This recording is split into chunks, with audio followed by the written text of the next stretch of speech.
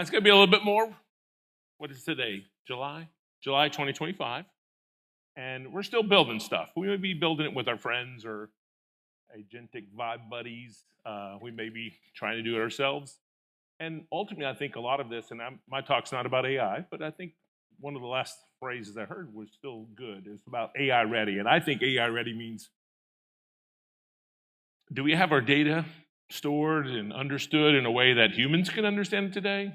And if so, we're AI ready. So last I checked, we still are struggling with that as well. So we're still going to be, for a little while, really trying to take these data pipelines. If data was in perfect shape, perfectly understood, and all that good stuff to start, then my hunch is we wouldn't be building any pipelines today. We do these pipelines to bring that value, that awareness, and all that kind of good stuff. So again, mine's going to be a little bit more pragmatic, so bear with me. If you need some more AI talk, maybe you have to run down the hall, but we'll keep it on point. I'm going to talk about building, there's an open source framework called Trino. I asked who does not use Trino in production, and every single hand was down, so every single person in here uses Trino in some flavor or variant. If you don't know what Trino is, but you know what Presto is, then you know what Trino is. What Presto is, that's okay. A lot of people think of Trino as a SQL engine, and that's a good way to describe it. In fact, Trino will say it. I'm a ludicrously fast SQL engine on a data lake and beyond. And because it's that, people think of, if I'm going to build data pipelines, they get it that it's a great tool for interactive querying, but they may not think about it as a way to do your pipelines. I'm going to say if you can do your pipeline with SQL, then you can do your pipeline with Trino, just like you can do it anywhere else. You can use dbt, you can handwrite SQL and run scripts and so on and so forth. But I also want to make sure you know, if you're a user of Trino, or maybe you're just learning about Trino today, you absolutely can still use Python if that's something that you like to do. So a lot of us like to do programmatic transformations over SQL transformations. So that was me when I had a little bit more hair. It keeps going away every day, and I keep thinking I'm over it, and I'm not. But heck of a nice guy, Lester Martin. All right, so I wanted to have a 30-second history because you heard the history and you know the history for the most part. Trino is really coupled with big data. Trino is coupled pretty heavily with Hadoop. Trino is coupled pretty heavily with Apache Hive. So if you think of Hive as that SQL on file systems that was built over there at our good friends Facebook, because they didn't know how to write Java MapReduce, which is fair. Who put Java MapReduce in production? Who didn't put Java MapReduce in production? See, I hear you. I'm with you. I actually liked Java MapReduce, a fun science fair experiment. But nonetheless, they created Hive because people liked the SQL, but Hadoop's real story was about, what did Joe say? There was data so big that people didn't have systems that could scale. Or maybe you could scale, but you couldn't afford to scale. Maybe that vendor said, wow, we can do that for you, but I need to wheel these two Cray supercomputers or something fun like that in there. So the good folks also at Facebook built this Hive thing, but it kind of was built on this resiliency and reliability framework called Hadoop, which just means it stores a lot of intermediary data, has lots of checkpoints, and it did all that because jobs were taking a long time, questions were taking a long time, and we didn't want to go 2 or 3 hours and do a 4-hour job and then blow up and start all over. But nonetheless, people said, I bet there are still some questions on those data sets that we could get an answer quicker. And other systems around this time were thought about. I won't use their names, but Presto was created by these 4 folks on the right-hand side over there. And they just said, hey, can we just focus on interactive queries? How can we do this a whole lot faster? And since my talk is about pipelining, I'm going to tell you a little bit along the way. The short answer is do the same thing, but just don't write things down. Keep it in memory. Stream it as fast as you can. Start all the stages at once and create your classic Spark engine or Java MapReduce engine kind of implemented as a streaming framework under the covers. So we built this thing, and all of a sudden people loved it at Facebook as well. Super, super cool. And it did something a little different than just the Hadoop and Hive world. It said, hey, let's also accept that there's a lot of stuff in Postgres, and there's a lot of stuff in other things, search engines and topics from Kafka and that kind of stuff. So could we bring those in? Could we build a connector architecture to allow it to create a kind of the single point of presence that we could, I don't know, not just govern and all that kind of fun stuff, or make a single connection to find all these data sets, but to start federating across those data. Be able to join a data set in S3 with MongoDB, with Teradata with, and that was a pretty cool function. All right, so this is my builder slide. I'll build it out. Trino, good stuff. I'm an extreme fan of Trino, but I decided to come do that for a job too, not because they hired me to do it, because I really wanted to do it. Very active community.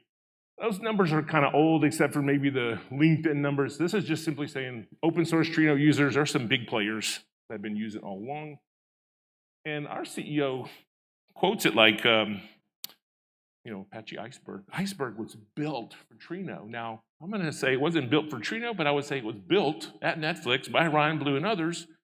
And what query engine were they doing when they built it? They were doing Trino. So actually, Iceberg, for those that know it, should work for a lot of query engines, a lot of compute engines. Absolutely. In fact, probably most everything will happen in Spark, and then quickly command everything else. But nonetheless, I have a company. I don't have a company. I'll have a small stake in a larger company. But I'm not here to talk about Starburst mostly. I'm here to talk about Trino. So if you think of Spark and Databricks and Confluent and, I guess Kafka and Confluent, think of Trino and Starburst. And as Peter said, if you use Athena, you're already a Trino user. You just didn't know it. So there are other platforms that sit on top of Trino. Trino is just an open source big data solution set. It uses that kind of master or centralized brain with lots of scalable workers at pretty normal concepts. Not the Kafka peer-based solution, so it scales out like crazy. And again, at heart, it's a query engine. So people or processes are going to come, and they see this as a database. They make a ODBC or JDBC connection. We're going to talk about Python and stuff as well. But under the covers, it's really just a REST API. They talk to that coordinator, and then they can see, because they're a single point of access, sometimes referred to as data virtualization, they can see all kinds of cool stuff. AWS data, S3 data, BigQuery data, Snowflake data, so on, so on, and so forth. And they can see it all because of that connector architecture. So we'll see a little bit more about that. And like all the other engines, and in fairness, we try to figure out what's going on. We try to understand the size and the scope, the structure of data, why, so we can build a DAG, a query plan, or whatever, and process whatever you ask for and get it done in a super fast, super scalable way. So there's nothing too new there from concept. We fit in, we just kind of fit like a lot of other folks do. And I think one of our sweet spots is that, again, when Hive was around, I spent a lot of time at Hortonworks, Cloudera, best job of my life, almost 10 years. I thought all about the data lake. I didn't worry about everything else. I just didn't care. In many ways, because I really didn't deal with it a whole lot. So a big part of me coming to this company was, oh my gosh, I forgot there was all these, I didn't forget. It's neat that I can all of a sudden see all those things again, and I can not worry about necessarily making everything move and find its home. I can go access it in many, many ways. And like I said, I can make a federated or a join across a lot of different data sources. So there's about 50, 55 of these. A high percentage of them are open source Trino. Again, we have a company here. We're trying to make a living. So sometimes they're going to build connectors that are exclusive to us, or possibly even do some enhancements that maybe the open source, like maybe we do some enhanced metadata, enhanced statistics, yet the open source thing doesn't have a place to persist it, but we do, so we might enhance something. Okay. And I said it was a query engine. It was for interactive queries. What's interactive queries code word for like fast queries? Is it sub-second or is it fast? It's a human or a process is waiting to do something pretty soon after you. And I said that Hive was cool because Hive, or what made them create Trino instead of Hive, is Hive was slow. Why was Hive slow? Because it had a lot of resiliency and a lot of robustness. Things could fail, and you could still assume the engine would resolve it. Core Trino doesn't do that. Core Trino just blows up and it says, I blew up. And it's up to you to decide what to do. You want to try it again. We're going to talk about, there's more to that, and that story has grown over the years. But even with that, folks over at Facebook, a lot of other places started realizing, you know what, my 3-hour job is significantly faster. The system seems to be rather robust itself and keep alive. And maybe they created a model where, hey, this is just a better answer for it. So even when this system wasn't intentionally thinking about long-running queries or long-running jobs, transformation activities and such, people started to use it like crazy as well. And then when other companies were picking up Trino, they did the same thing. They used it for a combination of ETL and activities or transformation process, is like I like to call it. Now, this picture on the right, if that doesn't make any immediate sense to you, come find me in the booth because I want to point you to a video I did. It's a topic I've done for a number of years. It's about parallel processing fundamentals. What do all these engines do? Spark, Hive, Trino, and what is a stage? What's a task? What's a shuffle or a distribution? Why do you need to know all that if you don't know it? Because what did Joe just say? Yeah, this thing's going to create all this. This agent's going to do all this work for you, but it still might be a little slow that day. You might want, somebody in your team might want to try to figure out what's going on. And I think all of us still in 2025, maybe not in 2026 or 2027, should kind of understand how all of these engines fundamentally work. It's all built on the same paper, the Google MapReduce paper from years and years ago. But so that said, if you do understand that, what you might notice is between stages, that's where we parallelize work and we get our magic that happens. We break it into pieces and we do the same work on a whole bunch of places. But that works great for select star from table. But if you had select star from table group by or select, account code or province, zip code, postal code, and you did a group by, that stage ain't enough. It has to do this magic called shuffling, or just has to redistribute data so it can then run again at scale. So there's bottlenecks in queries. We think about joins, sorting, not filtering, grouping, aggregation. Those are some pretty simple examples. So all that said what? It said, is that counting up or down? Counting down, okay, good. All that says is, it really got really fast because we didn't write any of that stuff down. We didn't create a concept. I mean, there is the concept called intermediary data that has to move between these stages. But Trino said, let's not write that down.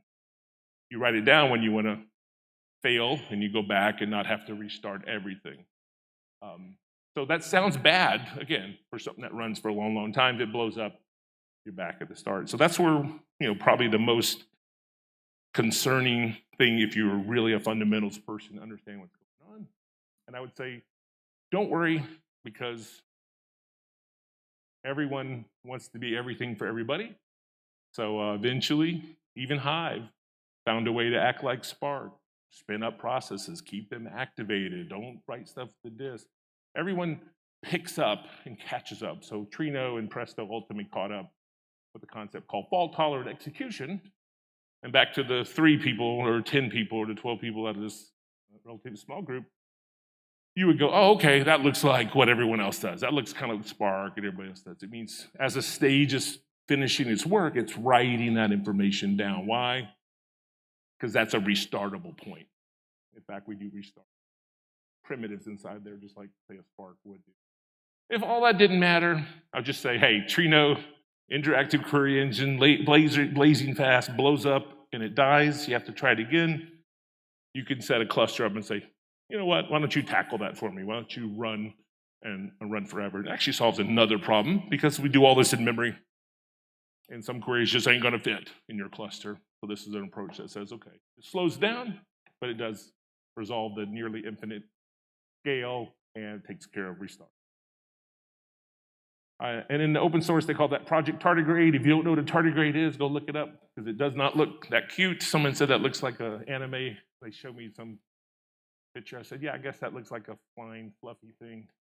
Tardigrades are disgusting, and you have several billion of them on your body right now. Okay, good story. Still 2025. You know that picture. You probably live it every day, some incarnation of it. Where data comes from, what we do with it, all that kind of stuff. That's that old pipeline that we're probably all building. I purposely didn't use the bronze, silver, gold, because I think they're just not descriptive enough. So, land data, raw, stage, whatever you want to say, we try to clean it up, right? We build that structure or that silver tier, that reportable stuff that may or may not be performance-oriented based on the questions we ask, but it is the answer. So we could say that's the kind of source of truth that we've been kind of reconstructing. And then we build those gold layers all day to Sunday. In fact, if I was going to plug Starburst, I'd say not only do you build those gold layers, you build data products that were based on Mesh book. Come see us at the booth. I'll talk all about data products and how much I believe in that. But at heart, that's a data pipeline. We're all caught up, right? Trino, Fast Engine. I know most of you haven't heard of it, and that's okay. To be honest, I'm going to come back next year, and I'm hoping I get to talk something more interesting than this, of course. And I hope a few people raise their hand. Oh, yeah, I know Trino. And we have quite a few customers, actually, believe it or not, here in Australia and throughout Asia Pacific. Yeah, extract, flow, ELT instead of ETL. Ingestion is E and the L. And then we do a lot of transformations, but we probably base it off that structured here. All right, history lesson concluded. What else do we have? Well, probably not still part of the history lesson. What do you do all those transformations? I'm going to ignore ingestion for a moment. There are best-of-breed solutions ingestion. This company, Starburst, has a file ingestion, a Kafka ingestion framework. I'd love to come tell you why it's smarter than some of the others out there, a whole lot cheaper. But I'm going to focus on we got some data somewhere. Let's clean it up. Let's enrich it. Let's do some things. And as I said, I'm using the bunny as Commander Bun Bun. He's our Trino mascot. He's a space astronaut bunny. I don't know. I didn't create it, but he's cute as hell. So we don't have any of those darn plushies. Those plushies are great. I wish we had a few with us. Everyone takes them to their kids. So I'm using Commander Bun Bun's head as to symbolize, you could write SQL to do this kind of work, and then the old Python thing to say, probably not just Python, probably like a data frame API, a distributed data frame API like PySpark is probably the one most people would think about today or say out loud today. Okay, so pretty straightforward why we could, I know some people would say, and I might have been in this case once in my life too. Some people say, you gotta write it in Python. You gotta write your transformation jobs in Python.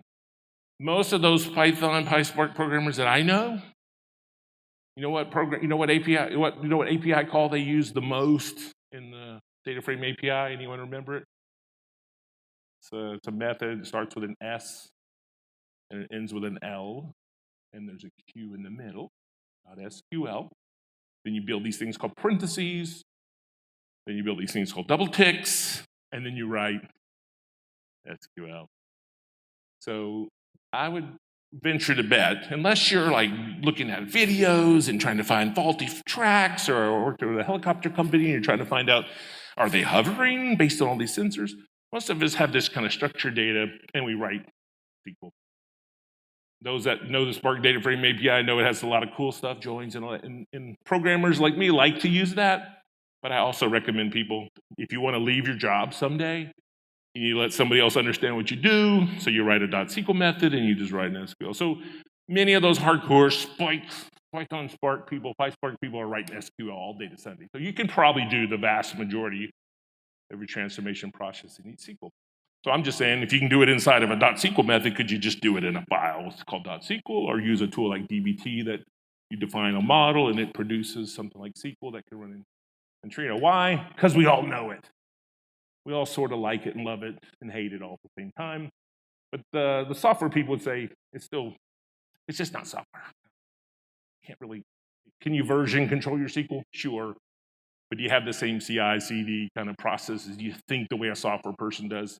I'd beg to differ. You probably don't, most of it. The flip of that is, while we love SQL, and I know a lot of us are handed SQL usually when we're asked to say, why does this SQL stink? And it isn't going to be like the one we saw a minute ago.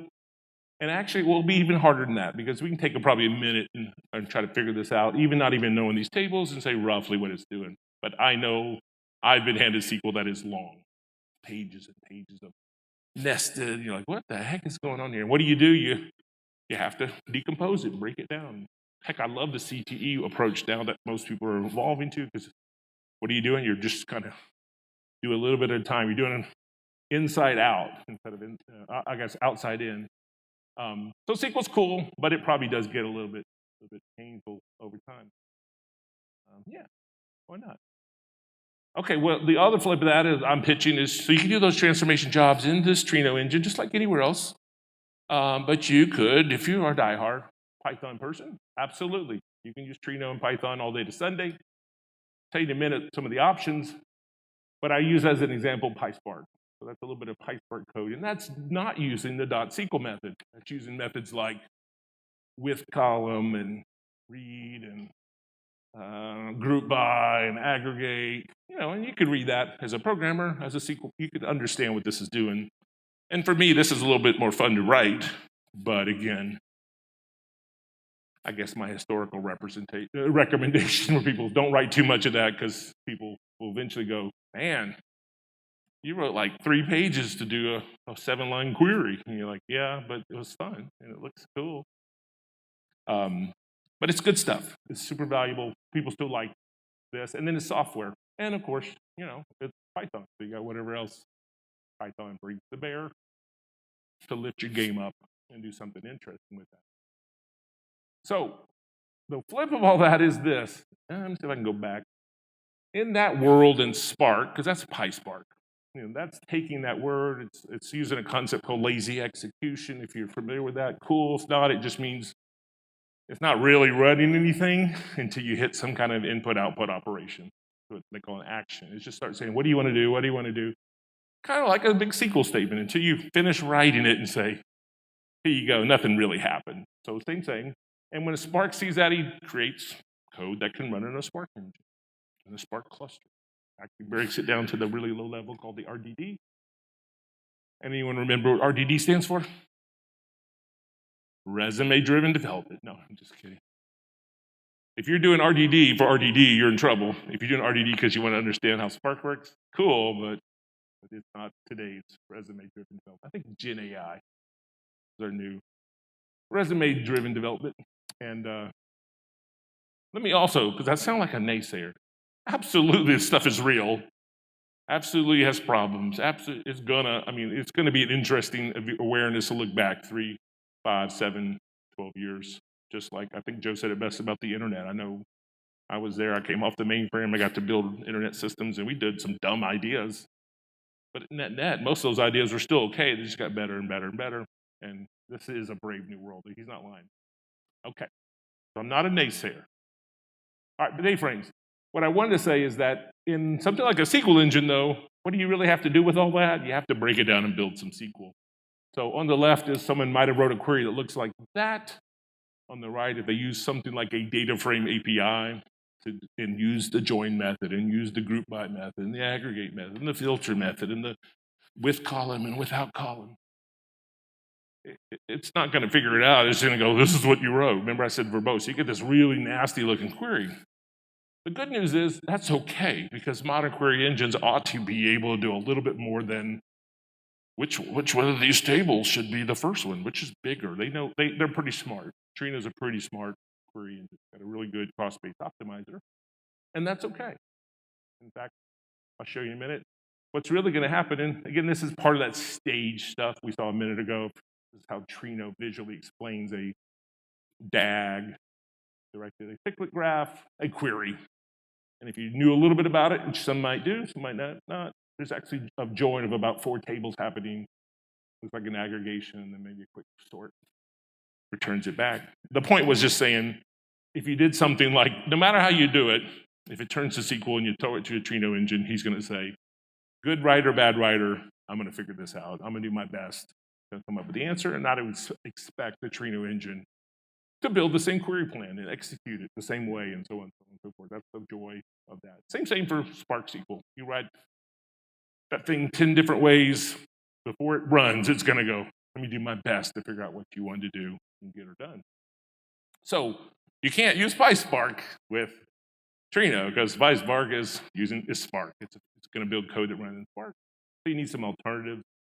And the primary 2 alternatives you see on screen there, one called Starburst, just like somebody has PySnow. There's all kinds of these toys and tricks. For a while, we were going to call it PyTrino, called Starburst. More on that in a second. And then there's this other framework out there that's really powerful as well called IBIS that you may or may not have heard about. And ultimately, the goal here, and I'll just pick on them one by one, Starburst, the goal is really that bullet one. It's really trying to look like PySpark. The intention would be you're on Trino or Starburst, and you got some PySpark code, and maybe maybe you only have 20 jobs left, or maybe you have 20,000 jobs. We're going to say, hey, wouldn't it be cool if we could change that first line or two that says, how do I connect to a cluster, a Spark cluster? What if I could say, how do I connect to Trino or Starburst, or something like that? And the rest of the code looks the same. You hit the go button, you hit the submit button, it often runs, or you did it in the Jupyter Notebook, whatever tool you're doing, and it works the same, and it really just was a quick port. I won't say it's perfect, but I say it's pretty darn close. It's pretty darn close. And then all the rest, arguably, the functional programming inside of the house is all the same, except at the end of the day, it's kind of what you saw a minute ago. He takes all that and says, let me build this in probably a nasty set of SQL, unless you use that familiar function called .SQL, and you put in parentheses and 2 double ticks, and you wrote a big, long SQL statement, then it'll get that SQL statement, because it ain't going to try to help that. You already did it. All right. And then all we're going to do is send that over to Trino. Trino's going to say, I don't care where you came from. You asked a question written in SQL. Let me tear it down and get it off and running. Yeah. What's the bad thing about Starburst? It isn't called Trino. It's called Starburst because along that journey, our engineering team decided, at least for now, it's going to be part of us. And again, I'm trying to have a Trino conversation. Now I'm telling you, you can pay my software to do it. So let me make sure you at least have an option besides that. And that option is a pretty cool open source project that has a company above that supports it, does stuff in the cloud called IBIS. And IBIS, if Trino is the guy that says, hey, I can have all kinds of data sources, I'll normalize them, they'll all talk SQL. IBIS says, hey, I'm a data frame API, and at runtime, execution time, tell me where you want to send this stuff to. So it can send it to 20 plus places, so it has a lot of optionality on where you run it. So it doesn't really run anything. It just takes your code, interprets it, figures out what you're trying to do, ships it off to some other engine and execute it. And absolutely Trino, just good old open source Trino, Starburst too, of course, Tina and everybody else. And there's a few more that are out there today. I kept that graph because someone created it and had the nice lines and felt lazy not to create another one. So why not just use that? They use that all. I would say one thing that I would make a quick point is ultimately they're going to do the same thing. But the API, if you've ever used data frame APIs, pandas versus PySpark versus this, that, and the other, there's several of these. We think of it as a concept now, a data frame API. The API in IBIS is not exactly the API of PySpark. Not that that's a bad thing, it's just a little different. And I was leaving it purposely in case someone writes data frame API code and looks at it. But those people have looked at it and said, it's not that hard, Lester. It's not.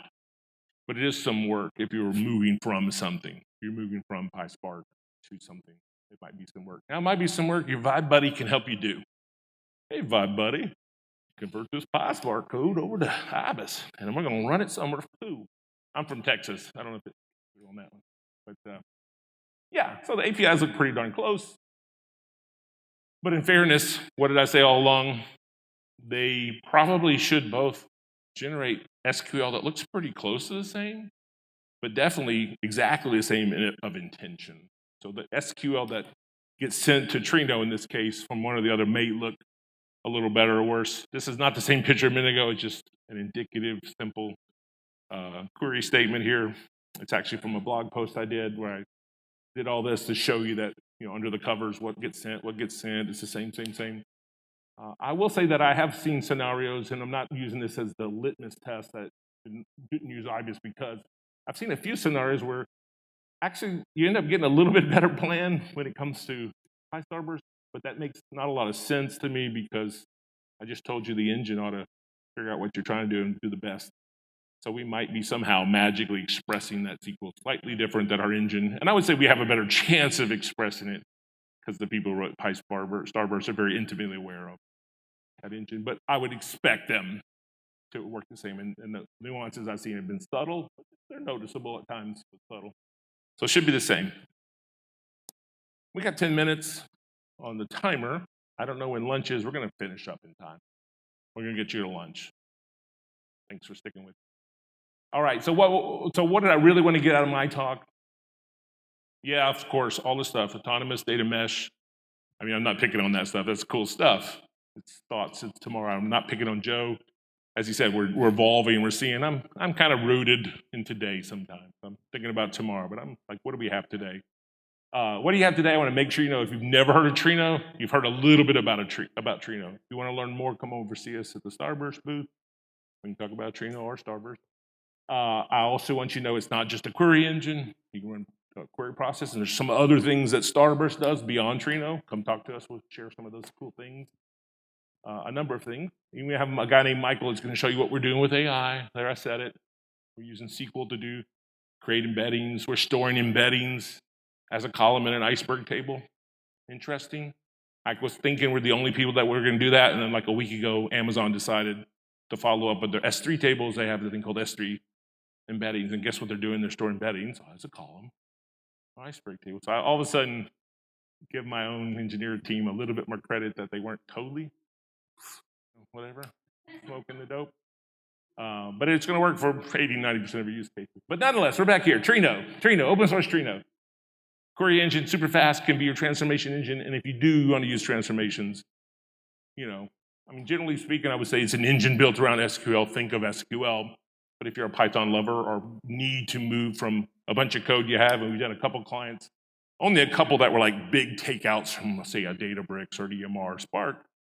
But we've done a lot of work with customers that we surgically take some workloads to save money. We usually focus on the query side, but we have fun. We try to say, hey, let's tackle your transformations too. Let's see if we can run. Don't change the job, just change the first few lines and let's try it out. All right, so you have some choices. And last slide, if I was going to give you some recommendations, should be kind of obvious. And the recommendations here are really about the data frame. If you're using SQL, it doesn't matter. You use DBT, you use write.sql files and write a custom script that coordinates them all. Or you go to our Starburst Galaxy and use our little scheduler. You still need to do some kind of orchestration, scheduling activities, and make some choices, simple or fancy in that space. And we'll work with all ideas and tools that everyone else has already been using.